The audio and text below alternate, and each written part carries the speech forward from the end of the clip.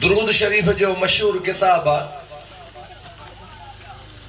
बरकातुस सलात दलाइलुल खैरात, ये दुरूद पाक जा किताब आहिनि। दलाइलुल खैरात उहो दुरूद जो किताब आ जेको सफर में पीर से रोज़े वारे सां गॾु हूंदो हुयो।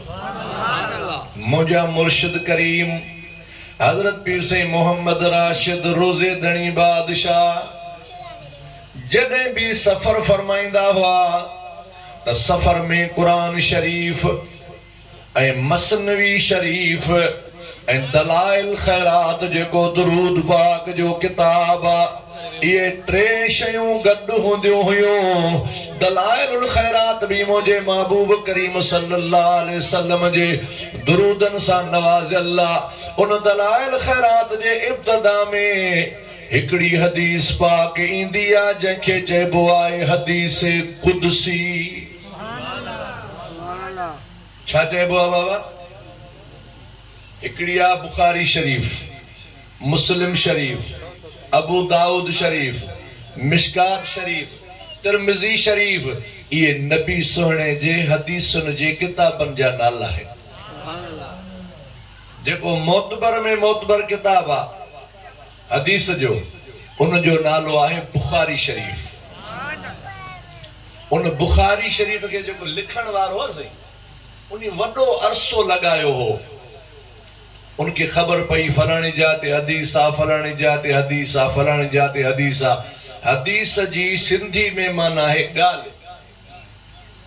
बाबा उनके खबर पई इतां जितां पाण वेठा आहियूं इतां 40 कोह परे, माना 10 की का भी घणो सही, 40 कोह परे हिकिड़ो ॻोठ आ। उन ॻोठ में हिकिड़ो अध वही माण्हू आ। उन माण्हू वटि नबी साईं जी हिकड़ी ॻाल्हि आ। ॻाल्हि जे वलीअ जी आ त उनखे चइबो मलफूज़ात शरीफ। ॻाल्हि जे कॾहिं अल्लाह जी आ उनखे चइबो कुरान शरीफ। ॻाल्हि जे कॾहिं मुंहिंजे मुस्तफ़ा करीम जी आ त चइबो हदीस शरीफ। लफ्ज़न जो अदब में लफ्ज़ वठणा ॾिए। अल्लाह जी ॻाल्हि आ चइबो कुरान पाक जी आयत आ, कुरान पाक जी सूरत आ, कुरान पाक जो सीपारो आ, कुरान शरीफ जी एमिया, कुरान पाक जी मंज़िल आ, कुरान शरीफ जो रुकू आ। जेकॾहिं नबी सोने जी ॻाल्हि आ त उनखे चइबो आहे हदीस शरीफ। माना नबी सोने ॻाल्हि कई, असहाबन उहा यादि करे अॻिते ॿुधाई, वरी किताब में लिखजी आई। इनखे हदीस पाक चइबो आ। जेका मुर्शिदन जी ॻाल्हि आ, अल्लाह जे वलीअन जी ॻाल्हि आ, उनखे मलफूज़ात शरीफ चइबो आ। जेका आलमन ऐं मौलविन जी ॻाल्हि आ उनखे वाइज़ ऐं तकरीर चइबो आ। मलफूज़ात अल्लाह जे वलीअन जी, मुर्शिदन जी। हदीस रसूलुल्लाह जी। इमाम बुखारी की खबर पई जिते तू वेठो आ इतां 40 कोह परे हिकड़ो माण्हू आ ऐं उन वटि नबी साईं जी हिकड़ी ॻाल्हि आ।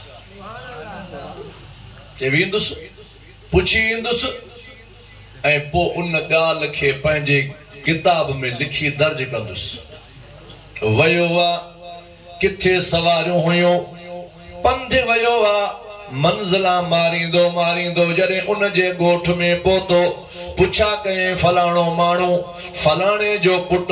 उन वटि नबी करीम सल्लल्लाहु अलैहि वसल्लम जी हदीस आ। माण्हुनि चयो माण्हू आहे जेको तूं नालो चवे थो वाकई उहो माण्हू आ।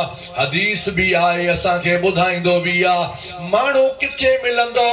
जे हाणे हिते बीठो हुयो, ओ हू साम्हूं बीठो आ, उन जो उठ छॾाए वियो आ, उन उठ खे झलण वियो आ। ये पुठियां जो वञे थो, हू उठ के भी झलियों पे आयो, थाल भी हथ में खयों पे आयो। थाल उठ भी कायल, थाल भी खयाला, पर थाल खाली आ। इमाम बुखारी उनखां पुछो, अदा उठ तुंहिंजो आहे? जे हा, छॾाए वियो, झलण वियोसि। थाल काॾे खणी वियो आहे? असांजे मुल्क में इहो तरीक़ेकार आहे, उठ घोड़ो बकर गाबो छॾाए वेंदो आहे त पोइ नथो झलाए त पोइ थांव अॻिते कंदा आहियूं जीअं हू सम्झे त हिन में दाणो आहे, इन में का खाइण जी शइ आहे। पोइ मां बि थाल अॻिते कयो ऐं उठ वेझो आयो त झलियोमांसि। साईं फरमायो हुयो छा थाल में? दाणो हुयो? चवनि दाणो कोन हुयो, खाली अॻिते करे झले आयुसि। इमाम बुखारी चवे थो अल्लाह अकबर, चइसे छो इहा तकबीर है अल्लाह अकबर चयई? चे अल्लाह अकबर इन करे चयुमि मुंहिंजो नालो इमाम बुखारी तो ॿुधो हूंदो? चे हा ॿुधो आहे।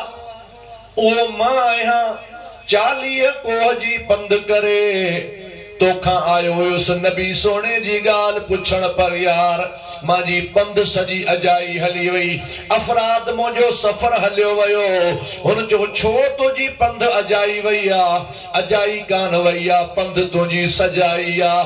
जेका नबी साईं जी ॻाल्हि आहे लफ़्ज़ ब लफ़्ज़ मूंखे यादि आहे।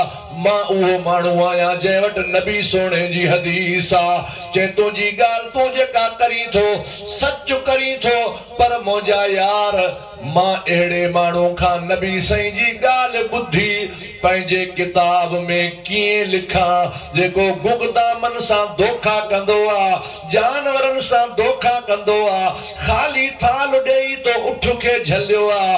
अगरि मां तुंहिंजी इहा ॻाल्हि पुछी पंहिंजी बुखारी शरीफ़ में लिखां, क़यामत ताईं माण्हू चवंदा इमाम बुखारी हिकिड़े धोखेबाज़ खां हदीस वठी करे पंहिंजे किताब में लिखी आहे। यार हदीस आहे या नाहे, पर मुंहिंजे किताब में लिखण जहिड़ी कान्हे जो तो उठ सां धोखो कयो आहे, तो उठ सां ठगी कई आहे, तो माण्हुनि सां बि कंदो हूंदे। मां धोखेबाज़ माण्हू खां नबी साईं जी हदीस कोन वठंदुसि। मां नबी साईं जी हदीस वठंदो आहियां, पोइ मदीने शरीफ़ वेंदो आहियां, नफ़िल पढ़ी करे रोज़े पाक जे भरिसां मुराक़बो कंदो आहियां। मुराक़बे में रसूलुल्लाह जो दीदार थींदो आहे। वो दीदार में हज़ूर खे अर्ज़ कंदो आहियां सोना ही हदीस पाक आहे लिखां? अल्लाह जो रसूल चवंदो आहे हा इहा आहे, लिख त पोइ लिखंदो। दरगाह शरीफ़ पीर से रोज़े धणी बादशाह जी दरगाह जो ॿियों पागारो चओ सुभान अल्लाह। मदाही प्रोडक्शन जी फ़ख़्रिया पेशकश में आऊं आहियां तव्हांजो पंहिंजो कबूतर फ़क़ीर महर मदाही। अर्ज़ कजे थो त मुंहिंजे यूट्यूब चैनल ऐं फेसबुक पेज कबूतर फ़क़ीर खे वधि में वधि सब्सक्राइब ऐं फॉलो कंदा त जीअं आईंदा हर वीडियो सभ खां पहिरियों तव्हां ताईं बाआसानी पहुची सघे।